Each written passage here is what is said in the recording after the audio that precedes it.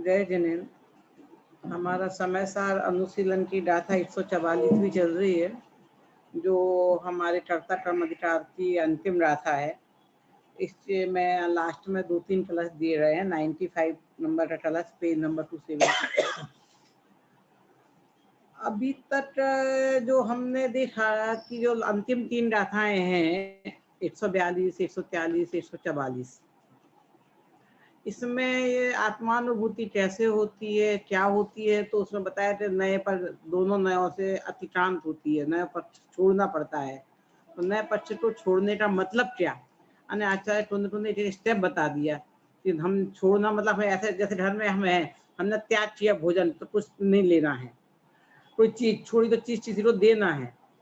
तो अब हम नए पक्षों को छोड़ने का मतलब क्या है? जिन्होंने क्या किया था कि हमने माइंड में जाना था, क्या कि मैंने जाना कि भाई मेरा नाम है रीति, मेरा नाम है प्रीति, मेरा नाम है कविता, मेरा नाम है सुनीता। तो ये मेरा जो नाम है कविता, सुनीता, सविता, किस अपेक्षा से है? तो उसकी अपेक्षा बताई कि भाई एक न है, व्यवहार न है, असद्भुत व्यवहार न है, उसकी अपेक्षा से है। तो उसमें भी और भेद बता दिया। उपचरित असद्भुत व्यवहार से हम अपने आप को जब इस मनुष्यति में आते हैं तो ऐसा व्यवहार किया जाता है, पहचान कैसे होगी? तो कुछ तो एक सामान्य नाम का रख दिए, जैसे बच्चों के अपेक्षा मम्मी, सबकी मम्मी पे किसकी मम्मी। तो स्कूल में पहचाने जाते हैं हम, तो कैसे पहचाने जाते हैं? स्कूल में पहचाने जाते हैं कि कविता की मम्मी, सविता की मम्मी, राम की मम्मी, श्याम की मम्मी, मम्मी के हिसाब से। क्यों? बच्चों की आइडेंटिटी है वहाँ पर। हम अपने पीहर में हैं, माता पिता के साथ हैं, तो अपने माता पिता के नाम से पहचाने जाते हैं। तो किस अपेक्षा से पहचाने जा रहे हो? ससुराल में आ रहे हैं, पति के नाम से पहचाने जा रहे हैं, तो उन सब में अपेक्षाएं हैं। तो जो ये आपके नाम है, मम्मी, पापा, चाचा, चाची, सब कुछ ना कुछ अपेक्षाओं से है। ये आप हमेशा से नहीं थे बताया, तो आप इसे भूल जाओ। तो बिना अपेक्षा का अपना कोई नाम बताओ। तो ऐसे व्यवहार नय को हटाया, फिर निश्चय नय में आए, फिर निश्चय नय को हटाया। परम सुख निश्चय नय अपने ओरिजिनल रूप की बात करता है, तो ओरिजिनल में मैं क्या हूँ? तो बोले कि जब हमें दृष्टि का विषय बनाना है, जब हम बाहर सब लोगों के सामने जाते हैं, मिलते जुलते हैं, तब तो हमारे लिए किसी ने जहाँ जाते हैं उसकी अपेक्षा से नाम बताना रहता है, वैसा व्यवहार करना रहता है। पर जब हम घर में रहते हैं तो हम किसी की अपेक्षा से व्यवहार करते हैं या अपने हिसाब से स्वतंत्र रहते हैं। तो जब हमें अपने में रहना है, अपने में जाना है, तो कैसा बिहेव होगा? मैंने आपको एक प्रश्न भी दिया था, ध्यान हो तो। कुछ सोचो मत, कुछ करो, बोलो मत, कुछ करो मत। मीना बहन ने उसका भेजा भी था मेरे को इस गाथा के आधार पे। तो इस गाथा के आधार पर उसका आप बताना। वो आ रहा है चीज इसमें, वो ध्यान की वस्तु थे द्रव्य संग्रह में, वही बात इसमें बताई जा रही है। क्या बताई जा रही है? आप कुछ सोचो मत का मतलब पर के बारे में कुछ मत सोचो, बोलो मत पर के लिए कुछ मत बोलो, करो मत पर में कुछ नहीं कर सकते तुम। पर हमारी आदत तो है भाई कुछ करने की, हमारी आदत तो सोचने का, चलो करे बिना तो हम रह जाएंगे, बोले बिना भी हम रह जाएंगे, तो सोचे बिना हम कैसे रह सकते हैं? सोचना तो हमें पड़ेगा ना। यही जो स्टलस्मट है, विकल्पट परम करता विकल्पा कर्म केवलम न जातु कर्त कर्मत्तम सब विकल्प से नश्यति। तो विकल्प तो हमारे आएंगे ना, विकल्प कैसे चले जाएंगे हमारे? तो विकल्प रहित आत्मा कभी नहीं होता। तो जिन विकल्प रहित आत्मा कभी नहीं हो सकता है, वो विकल्प तो आते हैं। तो वो है ज्ञानात्मक विकल्प। दो तरह के विकल्प होते हैं, ज्ञानात्मक विकल्प और रागात्मक विकल्प। तो रागात्मक विकल्प से रहित की बात है, ज्ञानात्मक विकल्प से रहित की बात नहीं है। पहली बात, रात के जो है ये अच्छा, ये बुरा, ये मेरा, ये तेरा, ये वाले विकल्प नहीं होने चाहिए। तो हमें जो सोचना है ना, पर के बारे में नहीं सोचना है, अपने बारे में आप सोच सकते हो। बेटा सोचो मत, हमारी आदत है सोचने की, हम क्या करेंगे? भाई तो तेरी आदत है पर के बारे में सोचने की, तो अपने बारे में नहीं सोच रहा है, तो पर के बारे में सोचना बंद कर, अपने बारे में सोच। तो जब हम ध्यान में बैठते हैं, क्रिया वैसे ही नहीं करते हैं, बोलते हैं ही नहीं, तो दो चीजें निकल रही। अटकती है हमारी जो मन है, मन तो भैया बिना सोचे कैसे रहेगी, और बैठती हैं तो वही यहाँ वहाँ की दुनिया भर की बातें सोचने में आ रही है। पहले पहला स्टेप है कि तू पर के बारे में मत सोच, अपने बारे में सोच। अपने लिए तू क्या कर सकता है, तेरा भला किसमें है, वो तेरे को सोचना है। कोई तेरा पर में तो तू कर ही नहीं सकता है। तो जो विकल्प करता है, विकल्प ही उसका कर्म है। तो अज्ञानी सोचता है विकल्प करता है, विकल्प उसका कर्म है, और ज्ञानी विकल्प करता नहीं, ज्ञानी उसका करता नहीं बनता है। इसलिए बता दिया है। तो जब तक अज्ञानी सोचता है मैं करने वाला, तब तक वो करता कर्म उसमें होता है, भाव आते हैं, वो उसका कर्ता कर्म की उसमें प्रवृत्ति होती है। जब वो सोचना उसे समझ में आ जाती कि नहीं, मेरे करने से कुछ नहीं होता। अभी हमने कहा कि घर से बाहर मत जाओ, लॉकडाउन, उसका मतलब क्या? चिड़िया मत करो, घर से बाहर मत निकलो। तो घर में क्या करें? घर में जो करना हो करो, तो करो मत, बोलो मत। तो क्या करें? सोचें, हाँ सोचो, बहुत सोचो, अपने बारे में सोचो, तुम हो कौन, कैसे हो, और पर से संबंधित अपने आप के बारे में मत सोचो, पर से जुदा अपने आप के बारे में सोचो। पर से जुदा जब अपने बारे में सोचा कि मैं कौन हूँ, मैं एक हूँ, मैं शुद्ध हूँ, मैं गैर भाव हूँ, तो सोचते सोचते जब राग रहित वाली अवस्था समाप्त हो जाएगी और हम उस विचार में है तन्मय हो जाएंगे, उस विचार में हो जाएंगे। उस विचार से तन्मय होना, उस विचार मय होना, उसका नाम है निर्विकल्प होना। ये नहीं सोचना कि मैं गायक हूँ, ये विकल्प कर लिया हमने, हम उस रूप हो गए। ऐसे हम बच्चे से प्यार करते तो मैं मम्मी हूँ तो मुझे बच्चे से प्यार करना चाहिए, बच्चे का ध्यान रखना चाहिए। मैं बहन हूँ तो मुझे भाई का ध्यान रखना चाहिए। मैं बेटी हूँ तो मुझे पिताजी का ध्यान रखना चाहिए। ऐसे कभी किसी ने ऐसा सोचा है, विचार किया है कि मैं पुत्री हूँ, मुझे माता पिता का ध्यान रखना है? कि हम पुत्री बन जाते हैं, सोचते नहीं कि मैं पुत्री हूँ, सोचते नहीं कि मैं पत्नी हूँ, सोचते नहीं कि मैं बहन हूँ। हम पूरे रूप से अपने आप को बहनमय कर लेते हैं, सिर्फ भाई के बारे में चिंतन होता है, मेरा ऐसा बिहेव होता है। बेटा तो अपने मय हो जाओ, विकल्प रहित हो जाओ, निर्विकल्प हो जाओ, वो स्थिति निर्विकल्प वाली है। और जो अपने को उस विकल्पों से रहित कर लेता, अपने मय हो जाता है। पर के बारे में नहीं सोचना, अपने बारे में सोचना, अपने बारे में सोचना चाहे बस ये ही मैं हूँ। सोचो मत, हमारी आदत है सोचो मत, सोचो बहुत, सोचो, सोचवाना है, क्या सोचना है, तू है कौन, ये नहीं सोचेगा, निर्णय नहीं करेगा विकल्प में, तो आत्मानुभूति कैसे होगी, अपने आप को जानेगा कैसे? इसलिए सोचो मत। तो बोले आज आपने क्या किया दिन भर? हाँ, मैंने सोचा दिन भर कि कुछ सोचो मत। क्या ये डायलॉग कैसा है, कौन सा दोष है इसमें? परीक्षा मुठ में चले जाओ, वचन बाधित। कैसे?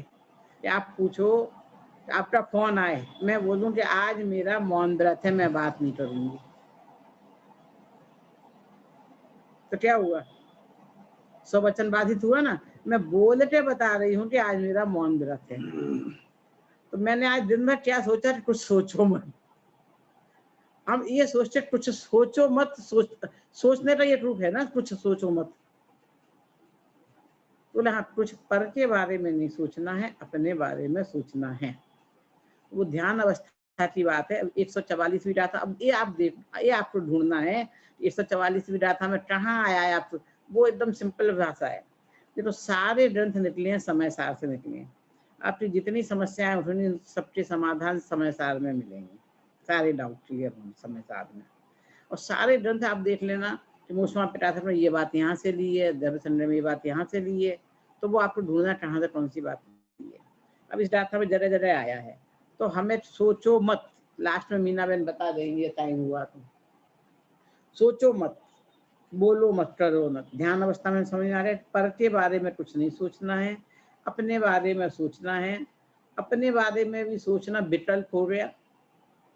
जब हम वो अपने बारे में सोचते सोचते वो विकल्प रह जाएगा, हम अपने अपने में तन्मय हो जाएंगे, उस रूप हो जाएंगे, उसमय हो जाएंगे। जैसे माँ मय है, पत्नी मय है, बहन मय है, पुत्री मय है। वैसे हो जाएंगे, तो वो हम निर्विकल्प विकल्प रहित हो गए। ऐसे जब हम आत्मामय हो जाएंगे, ज्ञानमय हो जाएंगे, वो ज्ञानमय अवस्था ही निर्विकल्प अवस्था है, विकल्प रहित अवस्था है, उसे ज्ञानी कहते हैं, उसे आत्मानुभूति कहते हैं। उसी के इसमें इतने सारे नाम दिए गए थे। तो इसमें बता दिया गया है कर्ता कर्मठ नाश कब होता है। फिर अब हम आ जाते हैं पेज नंबर 276 पर। 96 नंबर का कलश। यह करोति स करोति केवलम, यह तु वेत्ति स तु वेत्ति केवलम, यह करोति न हि वेत्ति स क्वचित, यह तु वेत्ति न करोति स क्वचित। बस देखो, जो जानता है वो जानता है, जो करता है वो करता है, जो जानता है वो करता नहीं, जो करता है वो जानता नहीं। अब अपने शरीर में, बॉडी में लगा लो, दुनिया में सब में ऐसे ही है। जो सुनता है वो बोलता नहीं, जो बोलता है वो सुनता नहीं, जो सुनता है वो देखता नहीं, जो देखता है वो सुनता नहीं। पांचों इंद्रियां है ना, सब इंद्रियां अपना अपना काम करती है ना। ये उंगली अपना काम करती है, ये अपनी करती है, अपनी करती है, सबके अपने अपने रोल, अंगूठा अपना काम करता है। चलो, अपनी बॉडी में सारे पार्ट्स हैं, सब अपने अपने काम कर रहे हैं ना। हार्ट का काम किडनी और किडनी का काम हार्ट कर देगा? नहीं ना। तो दुनिया में हर जगह सब अपने आप करने काम करते हैं।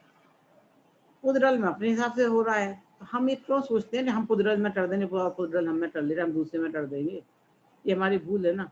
अब चलो बिजनेस वो कर लो, गार्ड गार्ड का काम करता है, कंडक्टर कंडक्टर का, ड्राइवर ड्राइवर का, और गाड़ी में जितने पुर्जे हैं सबके अपने अपने काम है। ऐसा क्यों नहीं होता है? आपने कभी किसी ने ऐसा प्रश्न किया कि एक्सीलेटर दबाए तो गाड़ी रुक जाए और ब्रेक लगाए तो गाड़ी दौड़ पड़े? ऐसा क्यों नहीं होता? एक्सीलेटर का काम ब्रेक क्यों नहीं करता, ब्रेक का काम एक्सीलेटर क्यों नहीं करता? अच्छा, ऐसा हो जाए कभी तो हम दबाएं तो कभी गाड़ी दौड़ पड़े और कभी खड़ी हो जाए, गाड़ी चला पाओगे? हम ब्रेक लगाए तो कभी तो ब्रेक लगाने से गाड़ी खड़ी हो जाए और कभी दौड़ पड़े, एक्सीडेंट नहीं होंगे? हमने सोचा दौड़ाने के लिए ब्रेक लगाया और उसमें रुक गई, और रुकने के लिए लगाया तो वो दौड़ पड़ी। नहीं, ब्रेक जब तक ब्रेक का काम करता रहेगा, एक्सीलेटर एक्सीलेटर का काम करेगा, सिंगल काम, तो कभी एक्सीडेंट नहीं होते हैं। हमारा माइंडसेट जो इधर उधर रहे तो हम गड़बड़ हो जाएंगे, एक्सीडेंट हो जाएगा। ये तो ये कह रहे हैं, कुदरत कुदरत का काम करता है, जीव जीव का करता है, सब अपने अपनी क्रियाएं करते हैं। तुम दो क्रिया एक दो क्रिया कर सकते हैं, ऐसा क्यों मानते हो? और दुनिया में तो हमें ऐसे कोई भाव नहीं आ रहे। एक बात बताओ, जैसी गाड़ी में डीजल से क्यों नहीं चलती, डीजल की गाड़ी पेट्रोल से क्यों नहीं चलती, पेट्रोल की गाड़ी डीजल से क्यों नहीं चलती? उल्टा पुल्टा डाल दो तो हमें, हमारे दिमाग में ऐसे कुछ क्यों प्रश्न उठे हैं क्या कभी? जो जैसा कर रहे हैं ना, और सब अपने अपने कार्य कर रहे हैं, उस हिसाब से फिक्स है। तो मैं करता हूँ पर में ऐसा क्यों हमें भाव उठ रहा है? ये पूरी बात 2-3 कलसों में यही बात बताई गई है। इसमें इसी बात को विस्तार से स्पष्ट किया गया है, कहा गया है कि नहीं भाई, जो है जरूरत में जितने भी पदार्थ हैं सो अपने अपने काम करते हैं, कोई एक दूसरे का काम नहीं करता है। तो पर मैं पर का कुदरत का कार्य करूँ, हमें ऐसा भाव क्यों उठता है, क्यों करें? इसी तरह कर्ता कर्म नहीं है, कर्म करता नहीं है। कर्ता कर्म, पेज नंबर 286, कलश नंबर 98। कर्म कर्म में रहता है, कर्ता कर्ता में। फिर से ऐसे स्पष्ट किया उन्होंने कि देखो कर्म, उदाहरण दो, दो बार एक जगह आप अटके थे ना, कर्म कर्म में है, पुद्गल पुद्गल में कहाँ अटके थे? पेज नंबर 268 पर थे शायद। तो ये कह रहे हैं कि देखो, हमने राग भाव किया तो कर्मा बदलाने का पुद्गल कर्म रूप परिणमित हुई। अब हमने वो राग भाव नहीं किया तो क्या होगा? राग भाव नहीं किया तो पुद्रल पुद्रल में रह गया, ज्ञान ज्ञान में रह गया, दोनों कर्म बंधे ही नहीं। हाँ, उदाहरण, चलो उदाहरण से जरूर समझ में आ जाएगा। हमें घर में खाना बनाना होता है तो हम आटा निकालते हैं, आटा में जो आप और सब चीजें जाने दो, मेन पानी डालते हैं, बाकी चीजें डालो तो ठीक, नहीं डालो तो नहीं सही। तो आटा में हमने पानी डाला तो आटा धुल जाता है। अच्छा, हमने आटा में पानी नहीं डाला तो आटा आटा रह गया, पानी पानी रह गया, उनमें बंधन नहीं हुआ, बंधन नहीं हुआ, रोटी नहीं बनी। पानी पानी की जगह पानी रूप है, आटा रूप है। फिर हमने आटे में पानी डाला तो वो आटा गूंधा, तो आटे को हमने गीला किया। अब गीला किया, कच्चा है तो हम खा नहीं सकते, फिर हमने उसे गैस पे पकाया, तो पानी तो भाप बन के उड़ गया और आटा रह गया, सिटा हुआ आटा हमारे पास, वो रोटी हमने खाई। तो ऐसे हमारे हमने राग भाव किए तो कार्बन बढ़ाएं हमारे लिए बन गई, और फिर हमने उदय में आ गई तो फिर करते रहे, साइकिल चलता रहा। अब कहते जब ज्ञान ने क्या किया कि राग भाव नहीं किया, तो जो कार्बन बढ़ाएं आके पुद्रल में बंधनी थी वो कर्म रूप में वो नहीं बनी, तो पुद्रल पुद्रल में रह गई, उसका कुछ नहीं हुआ, जैसे तो रह गई। और ज्ञान था, जाना तो ज्ञान ज्ञान रूप रह गया, ज्ञान में भी कुछ नहीं हुआ, तो ज्ञान ज्ञान रह गया, पुद्रल पुद्रल रह गया, कहीं कुछ हुआ नहीं, ये चीज रह रही है। और वास्तव में ऐसी ही चीज है, ज्ञाता जानने वाला रह जाता है, ज्ञान ज्ञान रह जाता है, और कर्म कर्म रह जाता है। पर ये जो मोह है ना, बीच में नाचता है, मोह तू बीच में क्यों नाच रहा है, तेरी वजह से सारी गड़बड़ हो रही है। तो कह रहे मोह तू क्यों बीच में नाच रहा है, तो झंझट पा दिया था मोह की वजह से। कि मोह समाप्त हो जाए तो हर चीज समाप्त हो जाए, और मोह नाचता है तो मैं इसके लिए करूँ, इसके लिए करूँ, इसके लिए करूँ, वो उसका बुरा हो रहा है, उसका ऐसा हो रहा है, मैं उसे बचा लूँ, उसे अच्छा कर लूँ। अहंकार सत्य नहीं है, कुछ तो दुखी होते रहते हैं।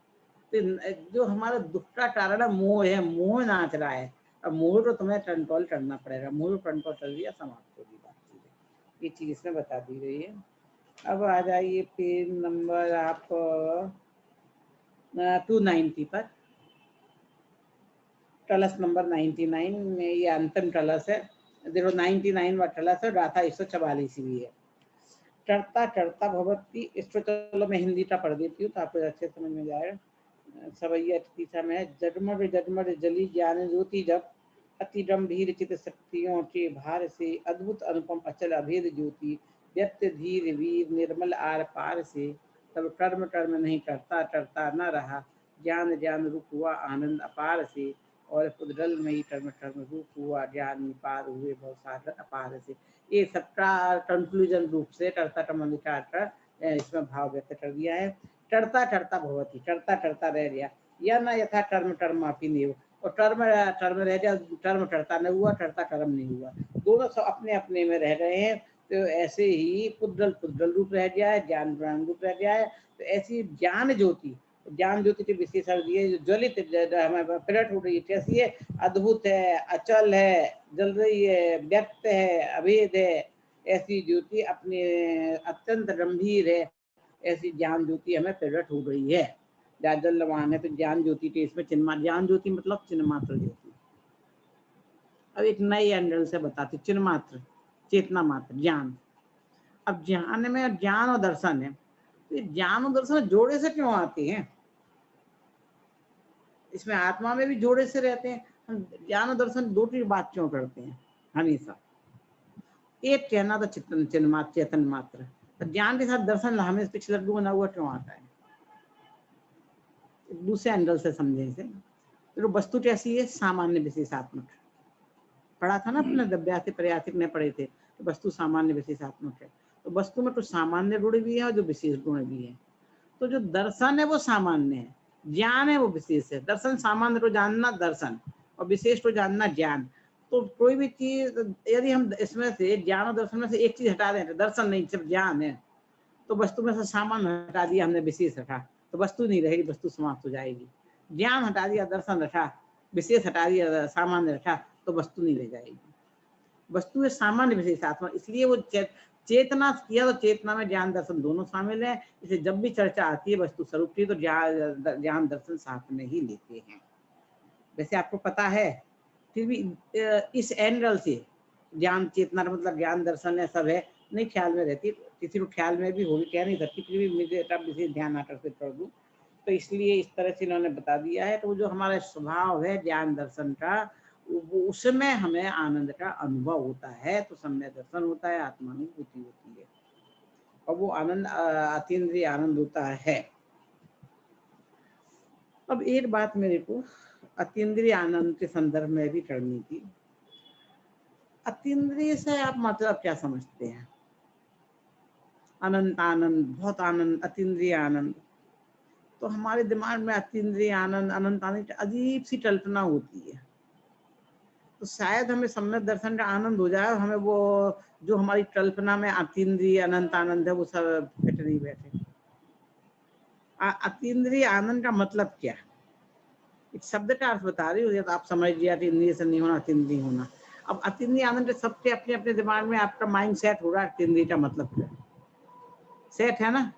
अब जो मैं स्वरूप बता रही हूँ वो सब, वो माइंड सेट आपका उस स्वरूप में फिट बैठता है कि नहीं, आप देखना। जैसे कि आपने टीवी, आंखों से टीवी देखा तो आपको आनंद आया। तो चक्षु इंद्रिय से जो आनंद होता है वो रसनेन्द्रिय से नहीं हो सकता। यानी आपने रसगुल्ला खाया, उसका जो स्वाद आया, और रसगुल्ला खाने का जो आनंद था, तो क्या वो टीवी में किसी ने रसगुल्ला खाया या आपने टीवी में फोटो में रसगुल्ला खाया तो आपको आनंद आएगा क्या? वो फोटो खिंचाते हैं ना, ऐसे रसगुल्ला रख लिया और दूर से, तो वो ऐसे दिख रहा है, फोटो खींचने के लिए ऐसा दिख रहा है, पर आपको आनंद आ रहा है क्या रसगुल्ला खाने का? तो टीवी देखने का आनंद क्या है? वो चक्षु इंद्रिय का आनंद है। रसगुल्ला खाने का आनंद क्या है? रसना इंद्रिय का आनंद है। तो नाक का आनंद क्या है? सूंघना, खुशबू का आनंद है। कर्णेंद्रिय का आनंद क्या है? सुनना। अरे वाह, कितनी मीठी आवाज है उसकी। तो ये कहते थे आंख देखने का आनंद वैसा आनंद नहीं जैसे कान का आनंद होता है, तो कर्ण इंद्रिय से रहित आनंद है। तो ऐसे ही जो स्पर्शन इंद्रिय का आनंद है वो रसना का नहीं है, रसना का है वो ध्यान का नहीं है, ध्यान का चक्षु का नहीं है, चक्षु का वो कर्ण का नहीं है। तो ऐसे ये पांचों इंद्रियों का जो आनंद है वैसा आनंद आत्मा का नहीं है। तो आत्मा का आनंद कैसा है? वो जानने का आनंद है। तो आपने टीवी में नायग्रा फॉल देखा, कश्मीर देखा, स्विट्जरलैंड देखा, हमें सारी सिटी टीवी में हम घूम लेते हैं, तो आपको देखकर कुछ आनंद महसूस हुआ? 50 माले 100 माले का टावर देखा टीवी में, आनंद महसूस हुआ? अब आपने ताज में, चलो दूर की बात है, सब लोग वहां नहीं रहे होंगे, अब आपने ताजमहल देखा, इंडिया की बात कर ले, तो ताजमहल देख के वैसा आनंद हुआ? जब ताजमहल जाके देखा तो जैसा अनुभूति हुई थी। किसी भी चीज की लगा लो, जो भी चीज आपने देखी हो सब अपने अपने हिसाब से लगा लेना। जो आपने फोटो में देखी उससे जो कल्पना की हो जाके, जब पिछली बार अविनाश जी ने भी उदाहरण दिया था जिराफ का, तो जानने का आनंद जो आपको हो रहा है, तो आत्मा का भी जानने का आनंद है। तो चखने जैसा आनंद नहीं है, इंद्रिय जैसा छूने जैसा आनंद नहीं है, जानने जैसा आनंद है, पर वो इंद्रियों से नहीं हो रहा है। तो अतीन्द्रिय कहने का मतलब है कि वो मन से, इंद्रियों से नहीं हो रहा है, इंद्रियों से बिना हो रहा है, इसलिए उसे अतीन्द्रिय कहते हैं, इंद्रिय के बिना होने वाला। तो मैं समझती हूँ मैं जो कहना चाहती हूँ आपको समझ में आया होगा। नेक्स्ट क्लास में मैं आपसे पूछूंगी क्या समझ में आया। सुनकर आना, उस पर गणधर करना, जिसको भी देना हो। कोई डाउट हो पूछना हो तो पूछ लीजिए। आसपास वैसे समय हो गया है। मैम मेरा एक डाउट था, हाँ पेज नंबर 294 की जो फर्स्ट 3 लाइंस है ना, वो समझ में तो आई कि आत्मा चित्त शक्तियों से भरा, अर्थात ज्ञान के अविभागी प्रतिच्छेदों से के समूह से भरा गंभीर ज्ञान ज्योति स्वरूप वस्तु है, जिनके 2 विभाग नहीं हो सकते। ऐसे सूक्ष्म अंश को अविभाग प्रतिच्छेद कहते हैं। ज्ञान स्वभावी आत्म ज्योति ऐसे ही अनंत अविभागी अंशों का पिंड है। तो ये सिर्फ इंफॉर्मेशन के हिसाब से लेना कि कुछ प्रयोजन, मतलब इसमें क्या समझना? क्योंकि आवाज फिर बहुत तो कम है, थोड़ा जोर से बोलो, पास में आके। पढ़ा तो वो तो बुक में देख लिया, प्रश्न क्या है हाँ तो हाँ करो। मैम, तो मेरा प्रश्न यह है, क्योंकि फिर बाद में तुरंत उनका टोन चेंज होता है कि पूरी ज्ञान ज्योति उग्रपने जाजल्वल्यमान होती है, मतलब अनुभूति होती है, वो समझ में आ गया। तो ये फर्स्ट 4 लाइंस जो है वो एज एन इंफॉर्मेशन समझना कि उसके पीछे कुछ मतलब लिंक है, प्रयोजन जो मुझे समझ में नहीं आ रहा है। हाँ, तो चैतन्य स्वभाव क्या है वो बताया है कि जो ऐसे छोटे छोटे उसका अनित समूह, उसका ज्ञान ज्योति वस्तु है, तो ऐसा नहीं कि चीज है, उसका स्वरूप ही बताया है और कुछ नहीं।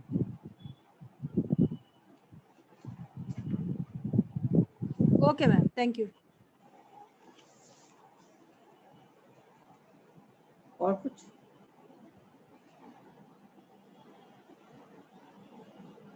तो ठीक है, जय जिनेंद्र।